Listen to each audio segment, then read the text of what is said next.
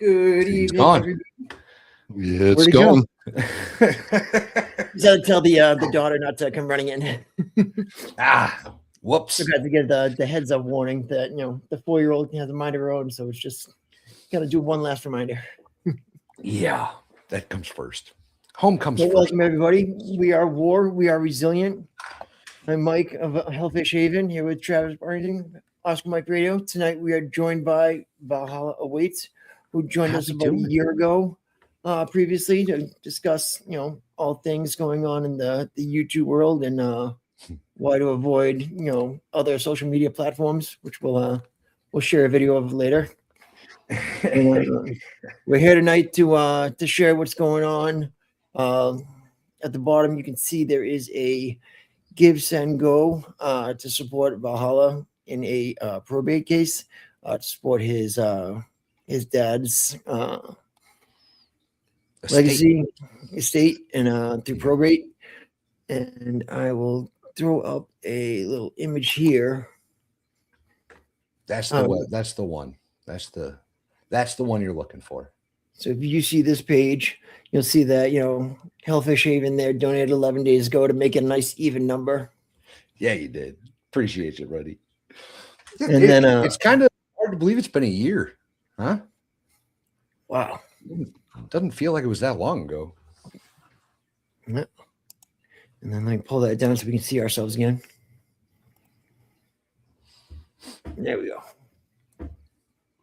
And Travis, we have to say congratulations to you as well. We've got a gold medal recipient on our hands.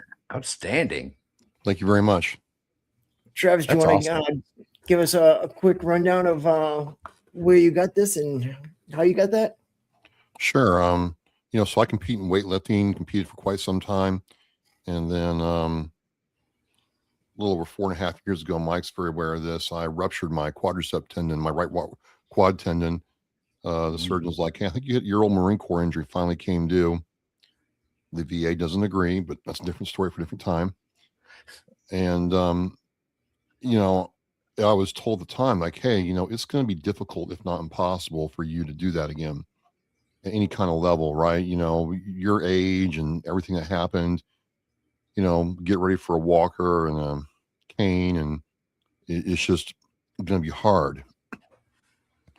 And I'm like, well, forget that. I didn't say it like that, but forget that. I'm going to, empty the tank on this. And about 2 years ago, we started seeing glimmers of hope. And then last year was a good year. And then this year, it seems like we've really turned the corner. And so that meet is in the USA Masters Weightlifting Federation. And it's a national meet, it's a qualifier for the Worlds and the Pan Ams. And I went there, and after a long, hard haul, took first place in my age group weight class. And it was just a really surreal moment. A lot of people have wished me well and congratulations.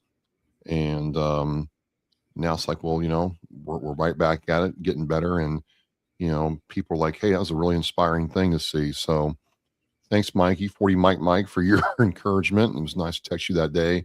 And yeah, we're first place, and it feels pretty good. You got to share that picture one more time so folks can see. I was pretty happy with that one. Pretty happy. I mean, you can see the static right there, Right. Going from, being told that, your legs aren't what they used to be to being able to throw in their face and say, hey, we got this. I'll be right back. I'm going to see if I can find the medal. Yep, no worries. I'll take you off for a second. Yeah, that's quite the story, huh? Going from you might be done walking on your own forever to winning powerlifting events. That's pretty awesome. Yeah. It's just crazy, when I got my back surgery, I had my L5 S1 disc. I had a herniated disc that pinched both nerves that went down both my legs. So anytime I sat down too long, my legs would go numb, so I'd stand up but fall over. And it was like, if I sat down too long, it hurt. If I stood up too long, it hurt. And just everything was a pain. And I tried to fight as long as I could, being like, I don't want to get a surgery. I've seen people, as soon as they get one back surgery, it just opens the door for another and another and another. And by the time I was on my third tour of Iraq, my medic was giving me a shot of Toradol every week because it was deteriorating so bad. And the IBA, just puts that weight, right on the back, and it tries to, have the gear Yeah. on it, have everything, spread out, but Mhm. it doesn't. And I've then, been pretty lucky. I've never had any back issues. That was always one that sounds horrible. yeah. And then I was an idiot with we did a dismount patrol one time with our Iraqi police, and one of my soldiers wasn't feeling so well. He had a bad knee. And so I was like, oh, no worries, man. I'll take your saw for the day, and you can take my light M4. And then, of course, after that mission, I was like, oh, that was a bad idea. Just leave it to the bigger guys to carry them saws. Absolutely. We haul a little better. And of course, I had the walk kit too, like the big ass medic bag. Oh God, man. So I'm walking around with the big medic bag on my back with the full 8-liter in it, and it was just and then carrying around a saw with that. I was just literally just torturing myself. Yeah, that's like self-inflicted pain at that point. Did you want to share your army backstory with the folks here in the Yeah, the war for community? those that don't know who I am, I'm Valhalla. I was in the army in the infantry from 02 to 07. Did 2 tours in Iraq. Carried a saw, most of it. Did a little bit of everything though. I was a javelin assistant gunner for a little while. I was a RTO for a little while. Drove a lot of Humvees. And now I got out. Now I happily married down in Tennessee, raising goats. Did you go right into that? Right into the farming, right from getting out of service? No. I was wandering around for like a decade, working in the bars and strip clubs, and Yep. Yeah, I did door guy, at various bars and locations, doing that because it was cash. It's like, here you go. All you gotta do is stand there and be a dick and tell these young kids to go climb a tree, Yeah. And then they come to you and they hand you an ID and you're like, you got to be kidding me. You're not even trying with this thing. Then some of the bars I was at was in Cambridge and it was right near Harvard. And these kids were hand me their Harvard ID. And I'm like, that doesn't say that you're 21. I'm like, your Harvard ID does nothing for me, buddy. It's, you're not impressing me. Maybe your date there, likes it, but it's not going to get you past the door, guy. Not doing any favors with me. I need a real ID. Yeah, we had one guy that was actually smart about it, and what he did was he came up and he put a $100 bill underneath his ID, and he handed the ID to me, and he goes, "Underneath is for you if I get in." Absolutely. And I was like, "Here's your ID back. I'm not even going to look at it because I don't want to know." I will not admit to that on the internet. That's for sure. He was 21 for all I know. I never actually saw the date. That's funny. Plausible deniability, I think. There you go. Who cares if you were paid to check those dates? It doesn't matter. Absolutely. That's neither here nor there. Hey, man, how are you today? Hey, maybe not. How we doing? So you were doing, last time we talked, you had this cool YouTube thing you did where you had people come together to play, was it Dungeons and Dragons or some game, or it was some kind of Lego. Yes, thank you, Lego. I'm getting old. It's coming back to me.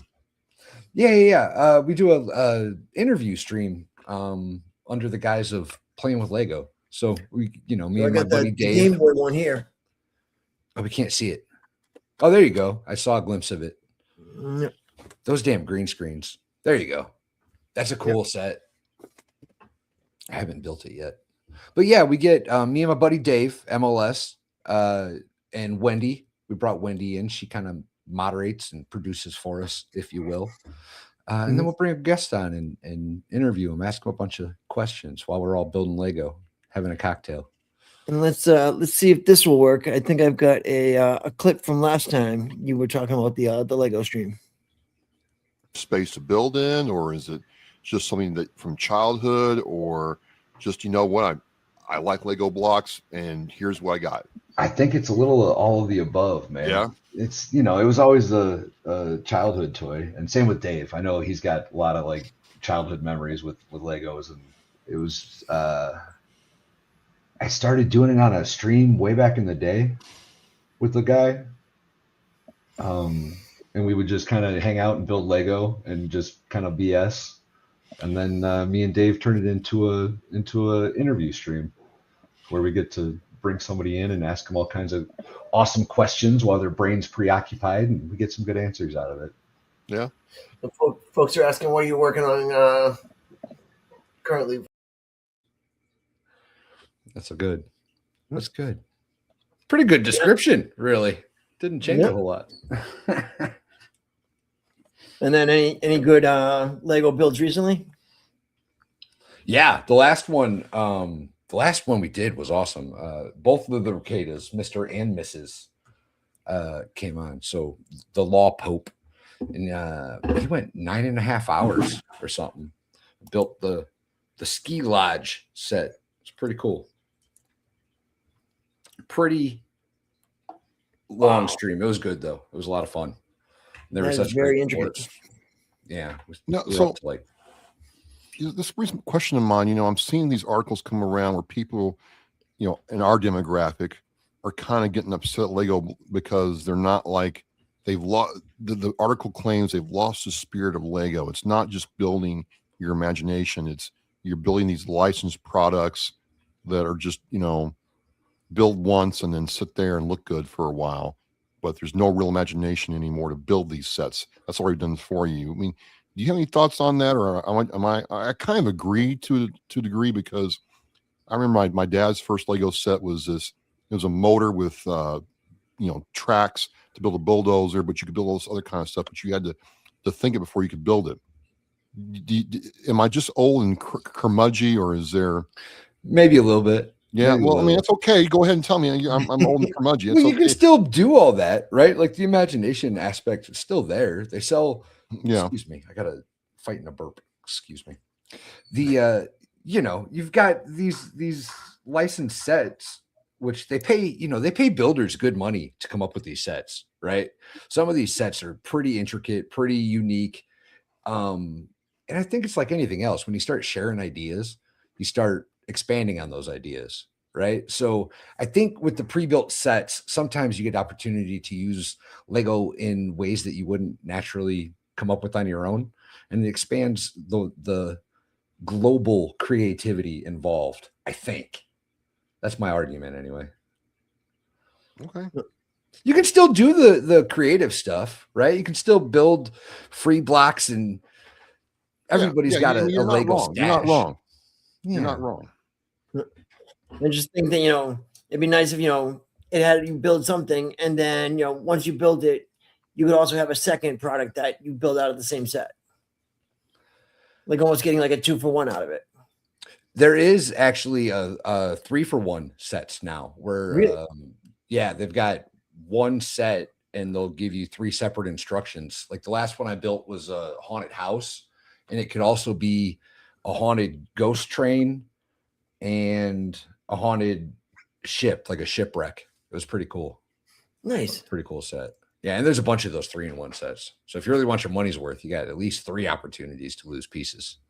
And now you're on YouTube. You are no longer on Twitter. Correct. And, they kicked me off of Twitter, those sons of guns. I believe I'm going to show this video before I introduce your last platform that you're on. TikTok is sus. Yet here we are. TikTok's one of those ones I'm not going anywhere near. I'm not touching it. I don't want the spyware. I don't want. Not poking it with a stick. Nothing. TikTok can do whatever TikTok's doing way over there. No. That's kind of how I feel. Like I get told the same thing. Like, oh, you got to be on TikTok. But I'm like, do you know what that thing actually does to your? It's not what you think it is. It's not. It doesn't seem to be beneficial to people's well-being. I don't think.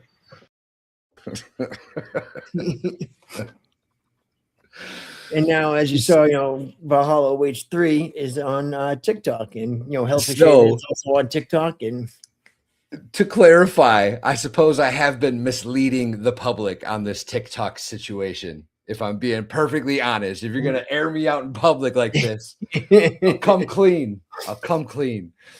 I have never had TikTok on any device I've ever owned.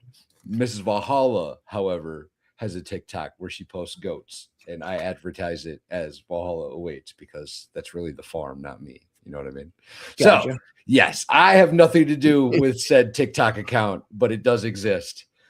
Way to call me out, buddy. Appreciate it. No problem. I mean, I did the same thing. You know, talked about the spyware, and now my phone's full of it. I also was fighting getting a Twitter or X account for like years before I finally broke down, got one, and it lasted, I don't know, 12 months, 18 months, and then they suspended me for God knows what. I'm not that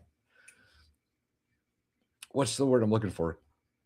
Argumentative on Twitter. Like I'm not going out there with outrageous takes most of the time.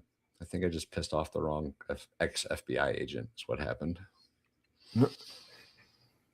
And then goats. Yeah. Yep. Yeah. You got the speaking on the goats, you shared this little tidbit with us last time that we'll refresh the folks' memories of. So with the goats, tell me about the goats. The goats are cool. I grew up with goats. They've got their moments. I'll give them that. I don't actually know, man. That was kind of one of my things when I was in the Army, right? It was always I want to get out, drink beer, get fat, and raise goats. It was just a joke I had. Well, I guess it came true at some point. Somewhere along the lines. Do you have any of the ones that fall asleep? No. The myotonic or fainting goats, those things are pretty cool. Those things are wild. Like I literally got stuck down a rabbit hole one day watching those, and I was just like, less than 4 hours went by, and I'm like, I've been watching goats scream and fall asleep for 4 hours. I'm gonna break your heart. You know what those are used for, right?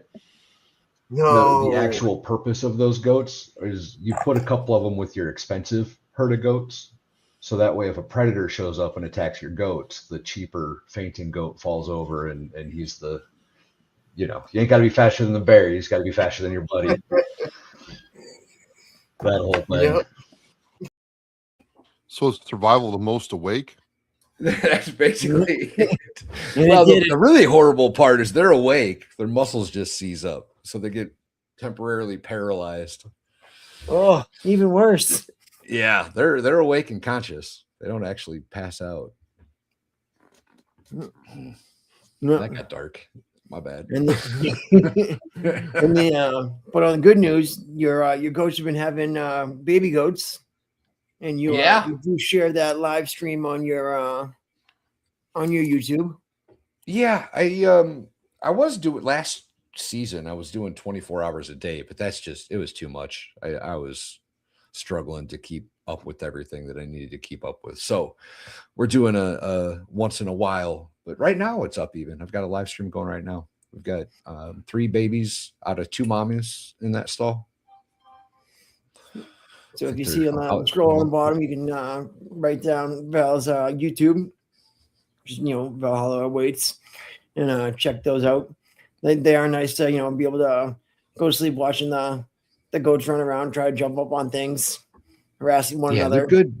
They're good background noise. If you want to just have barn noises in the background, watch some cute little goats. It's a lot of people enjoy watching them and doing whatever. Fall asleep to it. Yeah, we were having issues back in the day. Really have their own little personalities, and they're really every one of them do, and they're all jerks. Every single one of them. They're all their own individual little jerks. They're cute though. They're fun. I really, it's done me a lot of good. And now, not for everybody, mind you. Now, I've seen you doing the walks with them. Like, do they need a lot of walking? Like, is it like a dog where you got to get them the exercise, or they, they get all anxious? No, they've got a lot of. That's what they do, right? They graze, and they don't graze; they browse. So they cover a lot of distance and kind of munch along the way.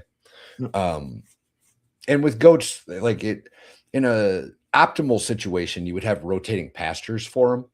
Mhm. And I'm just not set up quite that way yet. So I have to kind of move them myself. And You don't rent them out to people to like get their like areas cleaned it's up. a down the road idea. We haven't really, Mhm. I don't know if you guys have figured this out or not, but I'm not exactly in a hurry to get anywhere nowadays. I my ideas take a long time to come to realization most of the time.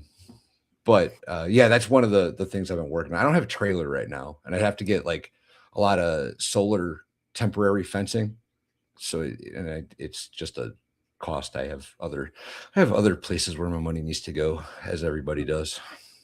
Bob's got a question here. Are the two moms related? They are. So in the stall we have Ruby, who was my OG. She was like the first goat I ever bought, and then Daisy is her first daughter that we kept.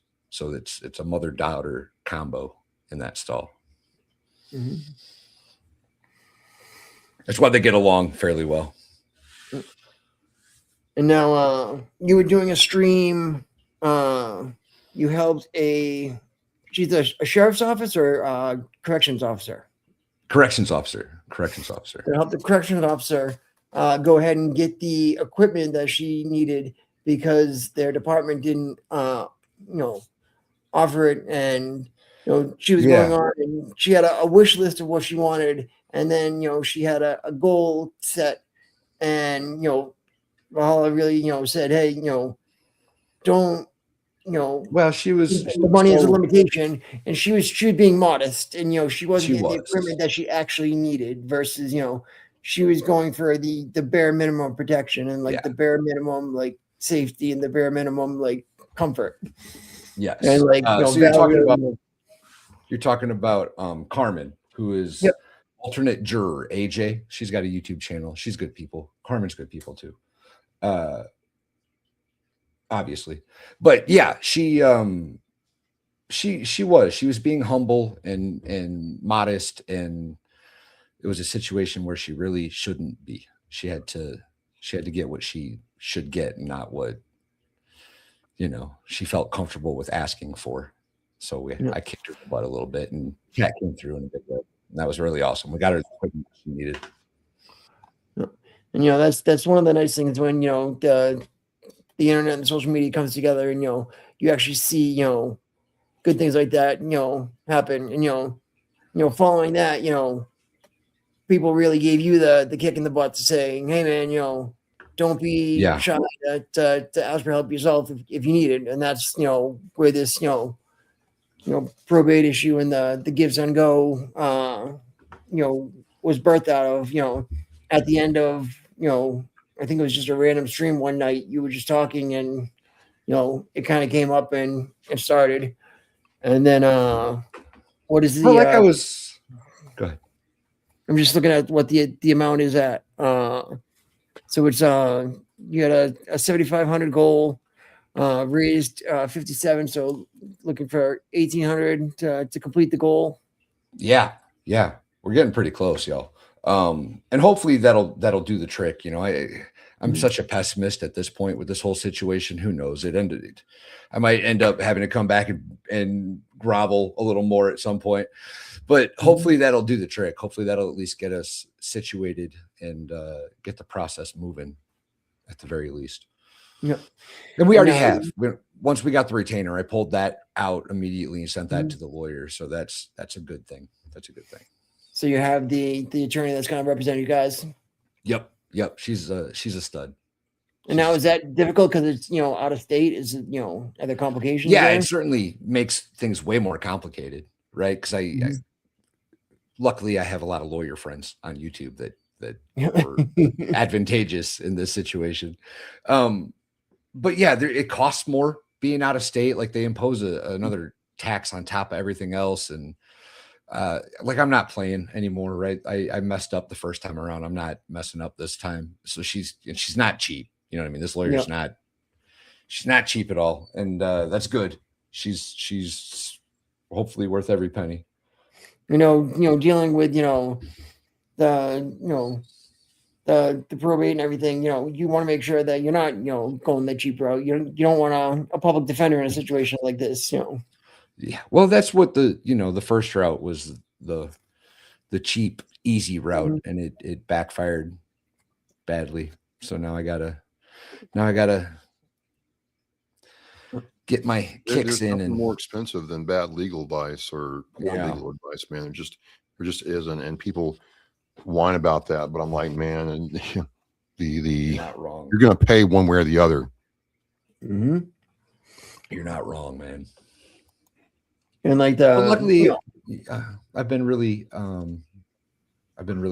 lucky in that, my community, you guys, everybody that's watching us has been really, really awesome and kind of absolutely. stress away. And I'm just surprised that there's not, more routes, veterans to go to get legal help and representation. Like it's basically you have to go out and find basically a lawyer who is a vet in order to get, pro bono work, or, in order to get, assistance, in the field.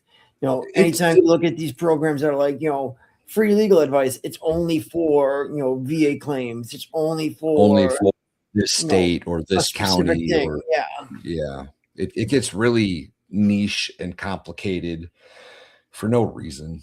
And it's like some of them, they're like, we don't do civil, some of them we don't do criminal, some of them we don't do this. And it's like, all these organizations, like even Harvard advertises, hey, we've got, Harvard Law School, the Veterans Clinic to go here. And again, it's, it's for your VA, compensation and benefits, appeals. It's for, if you had an issue with like the Soldier and Sailors Relief Act, if you had an, employer support of the Guard and Reserve, things like that, they can help you with. But it's like, if it's anything that, a lot of veterans struggle with, even like things you would think like, there would be some sort of program out there set up. Like we have the veterans courts, but we don't have, the veterans, attorneys set up for that. These guys are still going into the veterans courts and they still have to find the representation. Yes, the judge is more lenient and more set to set up a veteran on a program to rehabilitate and get them back out there with a lesser, stamp on their history. But it's still just wild to see, there's no program in place that says, hey, veterans get a lot of DUIs. Veterans have a lot of substance abuse. There's a lot of issues. Shit that can go bad when you mix, mental health with substances and, the VA prescribing, overprescribing, underprescribing, and it just goes, and makes a whole chain reaction of things. And like we have the, the SAVE teams, and you have these organizations out there to be able to call in those crises. But I feel like once you make that call, you're just almost like you're looking at a $10,000 bill. Yeah. Yeah. And, people always say too, when you get behind the wheel of a car and you've been drinking, you call the Uber, call somebody, because, that DUI is going to cost you a year or two of your license, and it's going to cost you, 10 to 15,000 in legal fees. Yeah, you're not wrong. So one thing I'm reading is there's actually fewer people between the ages of like 17 and 24 drinking now. Really? And in some places, bars are having trouble getting new customers. And, I don't want anybody to go out of business, but also it's like, well, maybe the message is sinking that, hey, if you get caught drinking and driving, it's going to mess your life up. I do know this younger generation is really anti-drinking and driving. They are really against it, but and good, right? Like that's a positive in my opinion. But they've grown up with Uber right there and Lyft, and a safe ride is only a couple buttons away. So it makes sense. I get it. It's good. I think it's a positive movement for the world in this country. And we also had, Mothers Against Drunk Driving at all the events to be able to, push that on it. And like, that's another big thing that's hurt the veteran service organizations is the increase in the drinking and driving laws and the, seeing that, you know, a lot of these organizations really made their canteen the hub of the organization. They really focused, you know, the bar life was the life of the veteran service organization. It was the Legion. It was the VFW. It was the, you know, the AMVETs and, you know, whatever else you got out there. You know, they all Well, I mean, focused on that's what it. canteen so much. That's how it was in the service, right? As soon as you got off work and we're done for the Yeah. weekend, all right, let's go to the bar. Man, you'd have How it Marines was. go to the Yuma PX and grab a 30 pack, and by Saturday, Exactly. afternoon, go back to the PX and get another 30 pack. It was just the way it was. Exactly. The barracks were nuts. When I was living in the barracks, I don't know if I've ever drank more, if I'm being perfectly honest. I think the before my first deployment, that last week that we were still on base and in the barracks, I think we were each going through about 2 cases a night. It was just all day. As soon as Friday, we got cut out on Friday, we didn't stop drinking until Sunday morning, about 1 a.m. Monday morning, rather, about 1 a.m. My first tour, we had we couldn't drink for like the train up time when we were getting all our validation stuff and check the box, right? Oh, we might have ruined it for you. My bad. And then after that, we were good to go. We could drink and do whatever, because we were called to active duty in June, and we didn't go to Iraq until October. Oh, yikes. And so like we did, the MOB cycle was only 60 or 70 days tops, and then we just had much time to like go to schools and stuff like that. So it was like, all right, so like That's where we got a bunch of our guys, to the NCOESs. We got myself and my platoon, we all got to go through the protective services training. And we all went down there to the school and did the protective service anti-terrorism evasive driving course, and like got to do like J turns from like the passenger seat, and like where like the instructor would like have another car drive up next to him and shoot a paintball out the window, and the instructor would just slump over the wheel and go, "I'm dead." And like you'd have to push him back and then drive from the passenger seat. And that's cool training. We didn't get to do that kind of fun stuff. No. My first deployment, when we got to Kuwait, we were trying to find pieces of steel that we could strap onto our cargo Humvees for the drive up to Kirkuk, Iraq. We didn't get any cool driving training. Oh, did you have the whatchamacallit, the like the Mad Max Humvees where you put oh yeah, man, the extra stuff on it? So when we first got in country. Go ahead. My bad. When Rumsfeld was there saying that like you go to war with the army that you have, not the army you wish you had. I was there in Kuwait like during that. Like, so I was protective service for the general. So like all of our generals were right there, front row when Rumsfeld said that. And like, was that the speech when he made everybody's deployments 13 months effective immediately? Yep. Okay. I remember where I was during that speech too. I was preparing to come home. That son of a bitch. I was so mad. We got it. We were shipping down to Kuwait and like had everything bagged up, and we got moved to these tents on like the far side of the base. And then that speech. And then we got stuck for like 3 months in these stupid tents. Oh, I hated it. Damn you, Rumsfeld. Was he a good Secretary of Defense? There's been some back and forth on that. Some people thought he did really good with the hand he was dealt. Some people were like, did he serve himself? I think that was the thing. He's like McNamara. He didn't serve, right? I don't recall I was a young kid. So he was like in his he was in Dad Bush's cabinet too. Right. Yeah. And then W's and the big thing with like the whole like. We had the up armored Humvees stateside. We hadn't shipped them over to Iraq yet. We hadn't shipped them into Kuwait and got them up to the troops, in theater.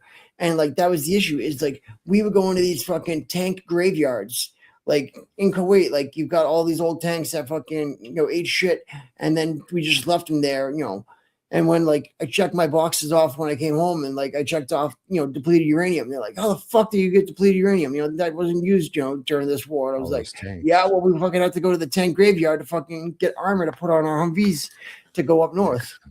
They gave me a whole lot of warnings about depleted uranium in country if there was no depleted uranium in country. There was a lot of training on what to do about depleted uranium. And aren't the A-10 shells depleted uranium pretty much? Probably. That shit's everywhere. Those satellites they used, like the radio signals that had the big wires that you couldn't cross because of radiation. I think some of that had depleted uranium. I mean, I don't know that to be true, but there was radiation there. I know that. And then, like, as you came into like some of the gates, like you could literally feel it going through your body. Like I was a gunner on my first tour, and so I'm up in the turret, and as I come through like some of these gates, you know, there's these giant X-ray things, like, and I'm like, if it can go through, you know, the steel and the armor of an up armored Humvee and see me, like, what power is that, you know, cooking through me? And it's like, you know, I'm just like, I'm surprised that I was fertile when I got home. It was just so much like stuff that they're just pumping into, you know. It's bad enough that they, you know, the anthrax shots was like a 7-shot series, and then you had to get a booster every year. So I got like 11 of those.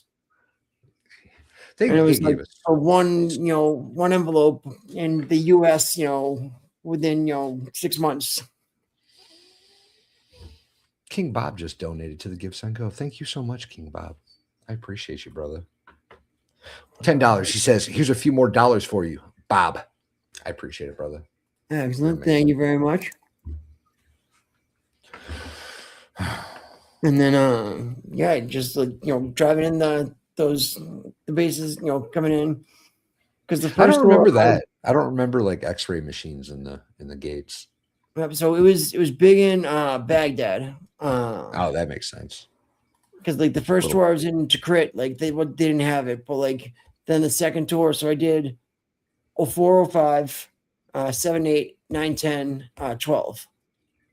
And so the first tour, it was like, you know, we on the road, and like I thought I was safe as shit up in my, you know, my makeshift turret that, you know, was built of the old, you know, old tank scraps. And then I didn't realize that the top of the Humvee was not, you know, armor, that it was just, you know, basically sheet metal. And I thought I had this, you know, plate behind my back the whole tour that was, you know, going to protect me, and it wouldn't have stopped anything. So I'm just lucky that nothing came through it. We got hit by an IED one time that it literally took the entire top of the Humvee and peeled it off the frame like a tuna can. It blew the motor probably 200-300 meters in the air. It was a lot of explosive. Were those new 7 tons and MRAPs better for IEDs than the Humvees? Yeah. Really? Yeah. Yeah. Well, we got smart, right? We ended up, because it was all like pressure point IEDs that they were using. So we ended up like putting, what do we call them, rhino horns or something on the front of them. And it was just a big long pole with a heavy weight on the end. What'd you say? It was like an ammo can with a light bulb in it. And, you know, they would have on the side of the road, they would have a sensor that would see the heat signature from the engine, and that would set off the IED to strike us. So with the Rhino, you put it out, you know, 7 feet, or you put it out 2 feet, or you put it out, you know, 12, depending on the length of the steel that you had out there. And that would catch the heat signature. So the IED would detonate prior to, you know, the Humvee, or if you had it closer to the engine, it would detonate behind. Because once they saw the Rhino out there, they started, you know, shifting the IEDs. Because in Baghdad, they were doing a lot of the EFPs, the copper. The directional projections is what they were called. Yeah. They were basically sending molten copper down a tube, so they blow out a 12-inch circle out of a Humvee. And it was literally going through the side of the Humvee, you know, going through the TC into the gunner, and sometimes the driver as well. And then they also had like the RKG3, which was like a handheld version of it. And you had this thing where they would throw it, and a little parachute would pop out, and then it would shoot down the copper blast. And so come down from above. Yikes. Yeah. So Oh. then they were cutting the parachute out of it and just using it as like one of the like the potato smasher like grenades from World War II. Like they would just like come up from behind a building and just throw the thing at us. And like it was just it got bad the stuff they were using. And like so like the MRAPs when they came out, they had an additional layer where like you would have 6 inches between the door, and then you had this other layer of armor that had some sort of like gel and like other stuff in it, which was supposed to catch whatever was hitting it and harden it and stop it. Yeah. And, They had like the catch reactive it. armor on them at one point too. I think them things were Right. awesome. I watched those things get blown up, and it didn't phase them at all. They was like, yeah, whatever, we're good. It was insane, like the amount of stuff that that these guys take the hits for days in and keep going. And Yeah, like King Bob, it was a shape charge essentially. It was a big molten piece of copper shape charge that it would just punch holes through things. They were and like gnarly. the other thing that was weird was like we went from the first tour of 405 that we owned the road to the next tour was stay back 100 feet, you'll be shot. That was the sign on the back of the convoy. And then on the third tour it said approach with caution, pass when signaled. And they literally could come up to our element, be signaled to go through and around, like integrate into the convoy, and then pass us. Like, Yeah, it was just a mind fuck to go from the one way of life into that. So I guess my first deployment would have been that 0405 deployment, right? Does that make sense? I got in 02, went through basic airborne RIP, quit RIP real quick. That wasn't the life for me, it turned out. went to Hawaii in like the beginning of 03. So yeah, I guess that checks out. Trained for like a 12 months, maybe. Were you what, 25th? Yeah, I was out in 25th in Hawaii. So yeah, so they were what? So I think my deployment was the same. I think that 04, were you part of like a ground movement coming up? So I was the division headquarters for multinational force Iraq North. So we were the Rainbow Division. Was Big Red 1 under you? Yes, we took over for Big Red 1. So that's still a unit? I've got a combat patch for it. No kidding. Yeah, so, yeah, they attached my first ID authorized us theirs because we didn't take over until February of 2005. So October through February, we fell under first ID, even though we were our own division. And then in February, when we did the RIPTOA, that's when we took over the Rainbow. And then we also had 2 brigades of third ID underneath us. So we had the first of the third and the third of the third. Third ID. And then we got relieved in December 2005 by 101st.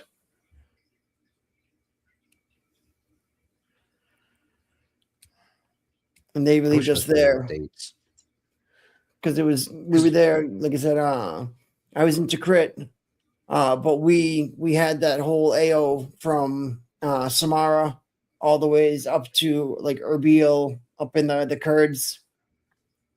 Like what was wild, like one time we landed and like we picked up like a Kurdish general that was, he used to be, Saddam's side, and was actually in like one of the old Desert Storm games. It's like a character that you would fight against in like the video game. Oh, wow.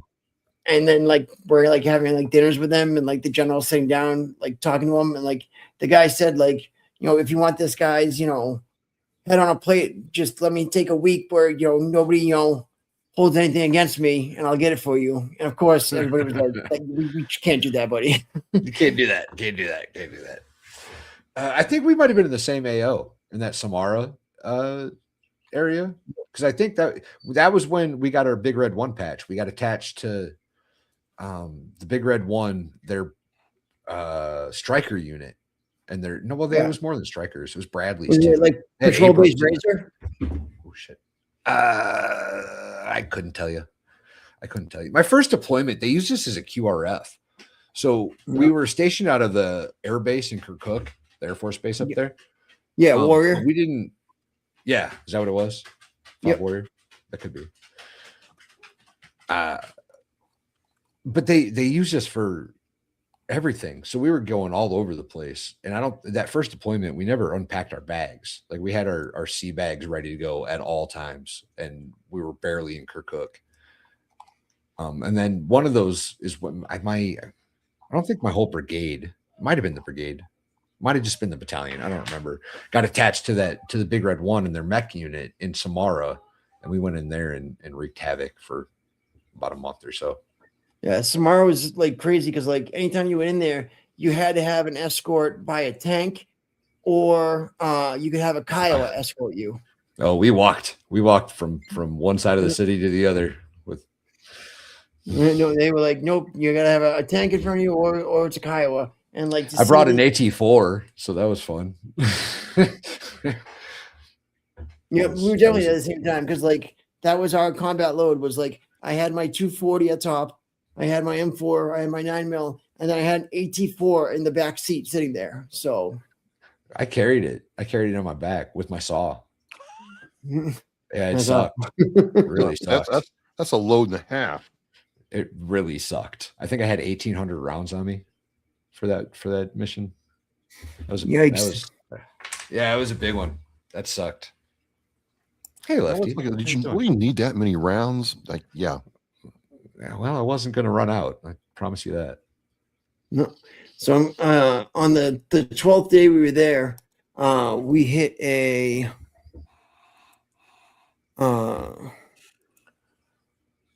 little landmine, an anti-tank landmine that was placed in the tracks where we had been like 10, 15 minutes prior. So I'm trying to get the overlay now to post the picture that we had. Like you said, it shot the tire like 300 yards down the road. I believe it. Some of those explosions were crazy. I got so lucky, y'all. I've been blown up like 5 or 6 times, and I've still got all 10 fingers, all 10 toes. It's crazy. It's absolutely crazy. So there you can see the Humvee, and there you can see the tire. Like the tire is right above the chat, and the Humvee is down at the bottom there. And that first Humvee there to the left, that was mine. The LT had called up and said, "Hey, we're going to take the lead from here." Came around us. As soon as they went into the dirt, they hit the landmine and sprayed my truck, and the tire shot down.